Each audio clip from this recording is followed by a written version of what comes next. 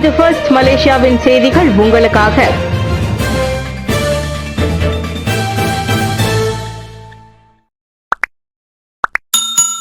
வெள்ளத்திற்கு பிந்தைய நிவாரண பணிகளில் தன்னார்வலர்களின் உதவி நாடப்படும். வெள்ளத்தால் பாதிக்கப்பட்ட கட்டிடங்களின் உள்கட்டமைப்பை சரிசெய்ய உதவும் வகையில் வெள்ளத்திற்கு பிந்தைய நிவாரண பணிகளில் தன்னார்வலர்களின் உதவியை உள்துறை அமைச்சு நாடவுள்ளது. அதிக ஆற்றல் கொண்ட வெள்ள நீர் உறிஞ்சும் மற்றும் அதிக அழுத்தம் கொண்ட நீர் பாய்ச்சும் கருவி போன்ற உபகரணங்களை அமைச்சு கொண்டிருப்பதால் அவை சுத்தம் செய்யும் பணிகளை எளிதாக்கும் என்று உள்துறை அமைச்சர் ஸ்ரீ சைஃபுடின் நசுதியோன் இஸ்மாயில் தெரிவித்தார். பள்ளிவாசல், வழிபாட்டு தலங்கள், மண்டபங்கள் மற்றும் பள்ளிகளை போன்ற கட்டிடங்களில் அந்த துப்புரவு பணிகள் மேற்கொள்ளப்படும் என்று அவர் மேலும் குறிப்பிட்டார். நேற்று கெடா அலோஸ்டார் புக்கிட் திங்கி ஆரம்ப பள்ளியில் அமைக்கப்பட்டுள்ள தற்காலிக நிவாரண மையத்திற்கு வருகை அளித்த அவர் செய்தியாளர்களிடம் அவ்வாறு பேசினார். மக்களின் தரவுகள் பாதுகாக்கப்படும், அரசாங்கம் உத்தரவாதம். தரவுகளின் பாதுகாப்பு, குறிப்பாக நாட்டு மக்களின் தரவுகள் எப்போதும் பாதுகாக்கப்படும் என்று அரசாங்கம் உத்தரவாதம் அளித்துள்ளது. அடையாள அட்டை அல்லது மைகார்டு தரவு கசிவுகள் எதுவும் இதுவரை பதிவாகவில்லை என்று உள்துறை அமைச்சர் ஸ்ரீ சைஃபுடின் நசுதியோன் இஸ்மாயில் தெரிவித்தார். நான் உடனடியாக சரிபார்த்தேன். முதலில் தேசிய பதிவுத்துறையிடம், இரண்டாவதாக மலேசிய தேசிய இணைய பாதுகாப்பு நிறுவனம். பாதுகாப்பு குறித்த உத்தரவாதம் தொடர்பில் அவ்விரண்டுமே இதுபோன்ற சம்பவங்கள் நிகழவில்லை என்பதை உறுதிப்படுத்தினர். நாட்டு மக்களின் தரவுகள் எப்போதும் பாதுகாக்கப்படும் என்று நாங்கள் உத்தரவாதம் அளிக்கிறோம். அதுதான் தேசிய பதிவுத்துறையின் முதன்மை பணி என்றார் அவர்.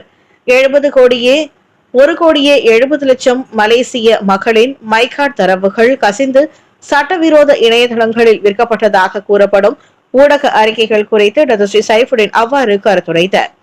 நேற்று கெடா அலோஸ்டார் புக்கிட் திங்கி ஆரம்ப பள்ளியில் அமைக்கப்பட்டுள்ள தற்காலிக நிவாரண மையத்திற்கு வருகை அளித்த அவர் செய்தியாளர்களிடம் பேசினார். மைகார்டு தரவுகள் கசிந்திருப்பதாக கூறப்படுவது தொடர்பில் எந்த ஒரு புகாரையும் பெறவில்லை போலீஸ். 1,70,00,000 மலேசியர்களின் அடையாள அட்டை தரவுகள் கசிந்திருப்பதாக கூறப்படுவது தொடர்பில் அரசு மலேசிய போலீஸ் படை இதுவரை எந்த ஒரு புகாரையும் பெறவில்லை. சட்டவிரோத இணையதளத்தில் மலேசியர்கள் மைகார்டு தரவுகள் விற்கப்படுவதாக சிங்கப்பூரை சேர்ந்த தகவல் தொழில்நுட்ப நிறுவனம் ஒன்று அதன் எக்ஸ் தளத்தில் பதிவிட்டுள்ளது.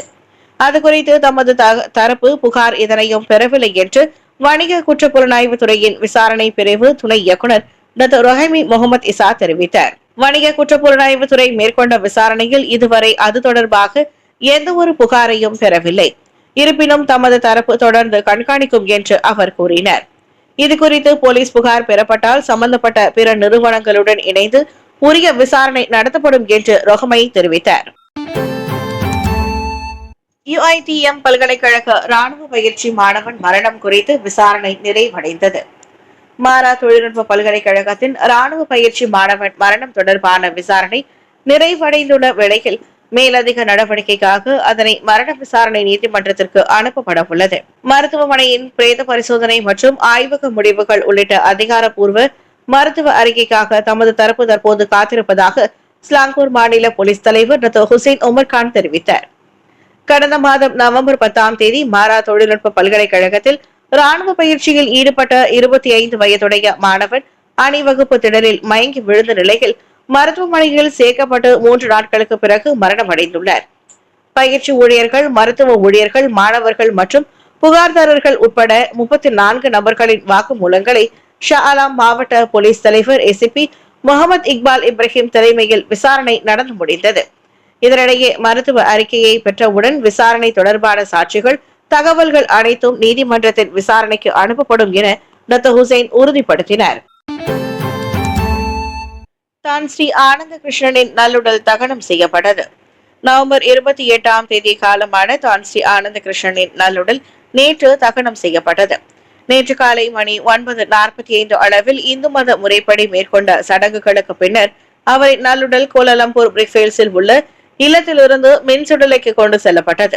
ஆனந்த கிருஷ்ணனின் இறுதி சடங்கிற்கு அவரின் குடும்ப உறுப்பினர்கள் உட்பட நெருங்கிய நண்பர்கள் என ஏறக்குறைய 100 பேர் கலந்து கொண்டனர்.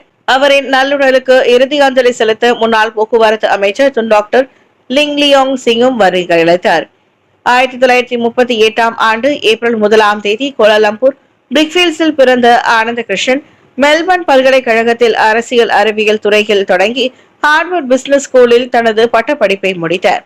தமது நற்குணத்தின் மூலம் பலரால் பெரிதும் மதிக்கப்பட்ட ஆனந்த கிருஷ்ணன் உஷாஹா டெகாஸ் நிறுவனத்தின் மூலம் தொலைத்தொடர்பு, ஊடகம் மற்றும் இன்னும் பல துறைகளில் தமக்கென ஒரு தனி அடையாளத்தை உருவாக்கினர். திறன்மிக்க நகரமாக புத்ரஜயா நிலைத்திருக்க ஏஐ அவசியம். புத்ரஜயாவில் ஏற்படும் நெரிசலை சமாளிக்கும் முயற்சியாகவும் திறன்மிக்க நகரம் எனும் நிலைப்பாட்டை உறுதி செய்யவும் செயற்கை நுண்ணறிவு ஏஐ பயன்படுத்தப்பட வேண்டும்.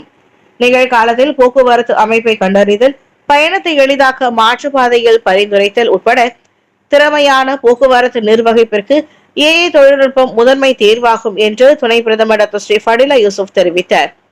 ஏஐ தொழில்நுட்பத்தை பயன்படுத்துவதன் மூலம் பயண நேரமும் கரிம வெளியேற்றமும் குறைக்கப்படுவதோடு திறன்மிக்க நகரத்தை உருவாக்கும் புத்ரஜயாவின் நோக்கமும் நிறைவேறும் என்றும் அவர் சுட்டிக்காட்டினார். நகரம் வளர்ச்சியடையும் போது நாம் எதிர்நோக்கும் சவால்களில் ஒன்று போக்குவரத்து நெரிசல். புத்ரஜயாவை பயன்படுத்தும் போதெல்லாம் போக்குவரத்து நெரிசலில் சிக்கிக் கொள்கிறோம். எனவே போக்குவரத்து பிரச்சனையை எவ்வாறு களைவது என்பதும் முக்கியமான கூறுகளில் ஒன்றாகும். அதில் ஒன்று அறிவார்ந்த போக்குவரத்து அமைப்பாகும். ஒருமைப்பாட்டு அமைச்சின் தலைமை செயலாளர் பொதுப்பணி அமைச்சின் முன்னாள் தலைமை செயலாளர் ஆவார். அவருக்கும் IPS துறையில் மிகுந்த அனுபவம் உள்ளது. எனவே தற்போதுள்ள ஏஐ பயன்படுத்தி நாம் எவ்வாறு மேம்படுத்தலாம் என்பதை பகிர்ந்து கொண்டால் போக்குவரத்து நெரிசல் பிரச்சனையை களைய முடியும் என்றார் அவர். வெள்ளத்தினால் பாதிப்படைந்த வீடுகளை ஆராய்ந்து மதிப்பிட KKDW கோரிக்கை. புறநகர் பகுதிகளில் வெள்ளத்தினால் பாதிப்படைந்த வீடுகளை ஆராய்ந்து மதிப்பிட புறநகர் மேம்பாடு மற்றும் கூட்டரசு அமைச்சின் கீழ் உள்ள அனைத்து துறைகள், நிறுவனங்கள், துணை நிறுவனங்கள் ஆகியவை கேட்டுக் கொள்ளப்பட்டுள்ளன. புதிய வீடுகளை தயார் செய்வது அல்லது பாதிக்கப்பட்ட குடியிருப்புகளை சீரமைப்பது போன்ற நடவடிக்கைகளை தங்கள் தரப்பு மேற்கொள்ளவிருப்பதாக துணை பிரதமர் டாக்டர் அகமது சாஹித் ஹமீதி தெரிவித்தார். நாங்கள் புதிய வீடுகளை தயார் செய்தோ அல்லது பாதிக்கப்பட்ட குடியிருப்பை மறுசீரமைப்பதோ கொடுக்க உள்ளோம். இரண்டாவது, நாங்கள் வெள்ள நிவாரண நிதியை தொடங்குகிறோம். நிதி அல்லது தினசரி தேவையான பொருட்கள் என்ற வடிவில் உதவிகளை ஏற்பாடு செய்கிறோம். மூன்றாவது, அமைச்சு, நிறுவனம் மற்றும் துணை நிறுவனம் அளவில் மடானி குழுவை தொடங்கலாம். இக்குழு வெள்ளத்திற்கு பிந்தைய நடவடிக்கைகளில் கவனம் செலுத்தலாம் என்றார் அவர். நேற்று புத்ரஜயாவில் 2024 ஆண்டு டிசம்பர் மாத KKDWவின் கூட்டத்திலும் புத்தாக்கம் மற்றும் தர தின கொண்டாட்டத்திலும் உரையாற்றும் போது டாக்டர் அகமது அவ்வாறு தெரிவித்தார். ஏஐ தொழில்நுட்பத்தை பயன்படுத்தி 1125 ஆபாச பதிவுகள் MCMC அகற்றியது. இம்மாதம் டிசம்பர் 1ஆம் தேதி செயற்கை நுண்ணறிவு ஏஐ தொழில்நுட்பத்தை பயன்படுத்தி சமூக வலைதளங்களில் பதிவேற்றம் செய்யப்பட்ட 1125 ஆபாச பதிவுகளை மலேசிய தொடர்பு மற்றும் பல்லூடக ஆணையம் MCMC அகற்றியுள்ளது. 2022ஆம் ஆண்டில் நீக்கப்பட்ட 186 பதிவுகளுடன் ஒப்பிடுகையில் இந்த எண்ணிக்கை அதிகரிப்பை காட்டுகின்றது. அது மட்டுமின்றி சிறுவர் பாலியல் தொடர்பான பதிவுகளும் அகற்றப்பட்ட வேளையில் 2022ஆம் ஆண்டில் இருந்த 34 பதிவுகளை காட்டிலும் இவ்வாண்டு 800 அதிகமாக இருப்பதை தொடர்புத்துறை துணை அமைச்சர் தியோனி சிங் சுட்டிக்காட்டினார். எனவேதான் 1998ஆம் ஆண்டு தொடர்பு மற்றும் பல்லூடக சட்டம் மாற்ற சட்ட மசோதாவை நாங்கள் முன்மொழிந்தோம். வணிக நோக்கங்களுக்காக ஆபாச தகவல் தொடர்புகள் வழங்கியதாக கண்டறிபவர்களுக்கு 5 ஆண்டுகளுக்கு மேற்போகாத சிறை தண்டனை அல்லது 10 லட்சம் மேற்போகாத அபராதம் அல்லது இரண்டுமே விதிக்கப்படலாம் என்றார் அவர்.